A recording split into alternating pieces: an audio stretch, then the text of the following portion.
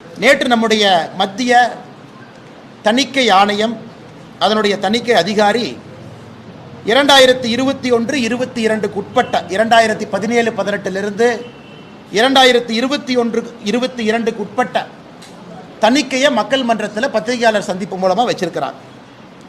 அதை பார்க்கும் பொழுது நாங்கள் தொடர்ந்து சொல்லுகின்றோம், அது திராவிட முன்னேற்ற கழகத்தினுடைய ஆட்சி முதல் வருட ஆட்சி அதில் இருந்தாலும் கூட ஏன்னா மோசமானதெல்லாம் 2வது 3வது 4வது வருஷம், முதல் வருடத்திலிருந்தே அதற்கான குறியீடு நமக்கு தெரியுது.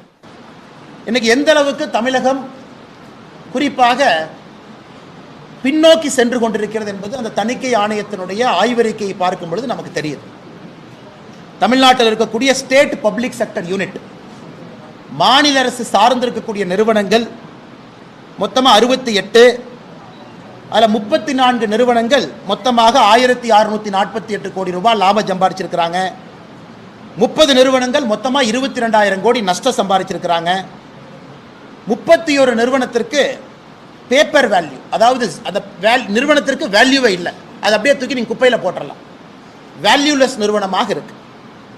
தமிழகத்தை பொறுத்தவரை இங்கே இருக்கக்கூடிய தமிழக அரசு சார்ந்த நிறுவனங்கள் எந்த அளவுக்கு இன்னைக்கு அதல பாதாளத்தில் ஒரு கம்யூனிஸ்ட் ஆட்சி நடந்தால் எப்படி இருக்குமோ அதுபோல தமிழகத்தினுடைய மாநில அரசு சார்ந்து இருக்கக்கூடிய நிறுவனங்கள் இன்னைக்கு இருக்கிறாங்க. அதை வெட்ட வெளிச்சமாக காட்டியிருக்கிறாங்க.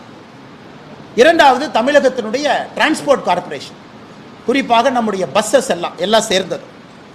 நீங்கள் பார்த்தீங்கன்னா அடிக்கடி இது நம்முடைய பேப்பரில் வரும், சில நியூஸ் பேப்பரில் வந்திருக்கிறத உங்களுக்கு காட்டுறோம். அது செய்தித்தாளாக இருக்கலாம், நம்முடைய நியூஸ் சேனலாக இருக்கலாம், வேறு வேறு அமைச்சர்கள் வேறு வேறு காலகட்டத்தில் சொல்லி இருப்பதை இங்கே படம் பிடிச்சு காட்டிருக்கோம். அதாவது நாங்கள் வந்தவுடனே சுற்றுச்சூழலை மேம்படுத்த 500 மின்சார பஸ்கள் அமைச்சர் ராஜகண்ணப்பண்ண, நாங்கள் 500 எலக்ட்ரிக் பஸ் வாங்குகிறோம் அமைச்சர் எஸ் சிவசங்கரன் அவர்கள், மாற்றி 2021 ஆட்சிக்கு வந்ததிலிருந்து அவர்கள் கொடுக்கக்கூடிய அறிவிப்பு.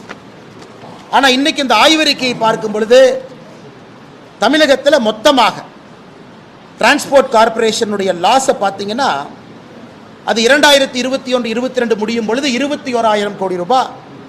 அதற்கு இன்னைக்கு லோன் இருக்கு 6,000 கோடியிலிருந்து. எங்கேயும் கூட லாபம் வருவதற்கான சாத்தியமே இல்லை. 22,517 பேருந்துகள் 2021-22 முடியும் பொழுது 20,304 பேருந்துகள், அதாவது 2,000 பேருந்தை குறைச்சிட்டாங்க. அதையெல்லாம் தாண்டி நாங்கள் தொடர்ந்து பேசிக் கொண்டிருக்கக்கூடிய விஷயம், 2022 பாரதிய ஜனதா கட்சி ஆர்ப்பாட்டம் நடத்தினோம். டிரான்ஸ்போர்ட் கார்பரேஷன்லிருந்து பணி ஓய்வு பெற்றிருக்கக்கூடிய அன்பு சகோதர சகோதரிகளுக்கு நீங்கள் அவங்களுக்கான எந்த ப்ரொவிஷனுமே கொடுக்கலைன்னு. அதற்கு இந்த ஆய்வறிக்கையில் நமக்கு உண்மை தெரிஞ்சிருச்சு. அவர்களுடைய கான்ட்ரிபியூட்டரி பென்ஷன் ஃபண்ட் 4,565 கோடி ரூபாயை, காம்பன்சேஷன் செஸ் ஃபண்ட் 492 கோடி ரூபாயை பேருந்து இயக்குவதற்காக இங்கே திருப்பி விட்டுட்டாங்க. பென்ஷனுக்காக வாங்கப்பட்ட பணம் 4,500 கோடி ரூபாய் தினசரி பஸ்ஸை இயக்குவதற்காக திருப்பிட்டாங்க.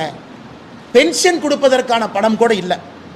அது போராட்டம் செய்த பிறகு 2024 கொஞ்சமாக கொடுத்துருக்கிறாங்க. ஸோ டிரான்ஸ்போர்ட் கார்பரேஷனும் ஒரு ஃபெயிலியர் என்பது அங்கிருந்து தெரிஞ்சுக்கிட்டோம். முக்கியமானது நம்முடைய கோவில்கள்.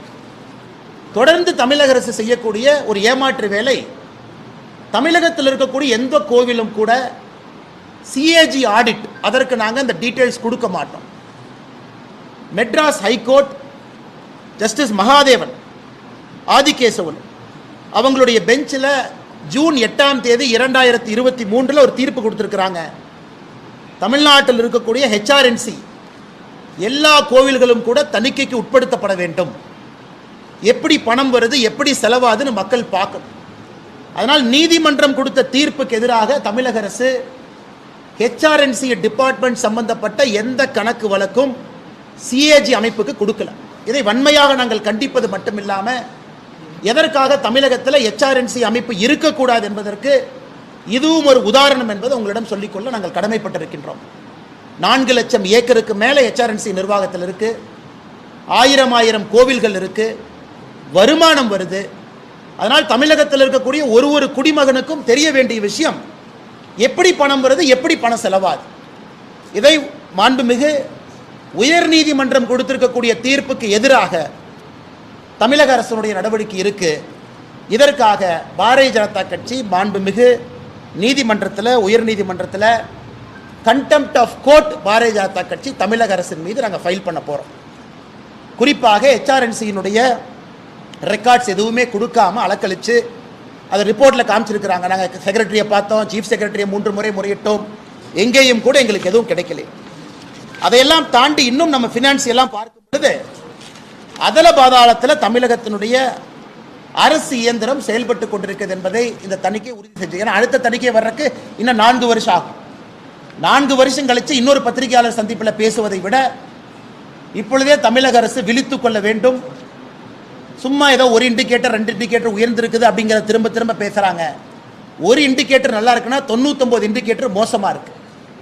அதனால் இன்றைக்கி நம்முடைய மீடியா நண்பர்களுக்கும் அன்பான வேண்டுகோள், இந்த CAG ரிப்போர்ட்டை நீங்கள் கொஞ்சம் நல்லா அனலைஸ் பண்ணி உங்களுடைய சேனலில் செக்டார் வைஸாக நீங்கள் போடணும். ஹெல்த் எப்படி இருக்குது, எஜுகேஷன் எப்படி இருக்குது, சோஷியல் செக்டர் எப்படி இருக்குது, ஒரு டிபார்ட்மெண்ட்டும் எப்படி இருக்குது, உயர்ந்திருக்கா தாழ்ந்திருக்கா என்பதையெல்லாம் நீங்கள் உங்களுடைய பத்திரிகை சேனல் மூலமாக, பிரிண்ட் எலக்ட்ரானிக் மீடியா மூலமாக நீங்கள் மக்களுக்கு எடுத்து காட்ட வேண்டும். நாங்கள் உங்களுக்கு சில விஷயங்களை மட்டும் குறிப்புகளை கொடுக்குறோம், நீங்கள் அதை டீட்டெயிலாக எடுத்துகிட்டு செல்ல வேண்டும் என்பது எங்களுடைய ஆசை.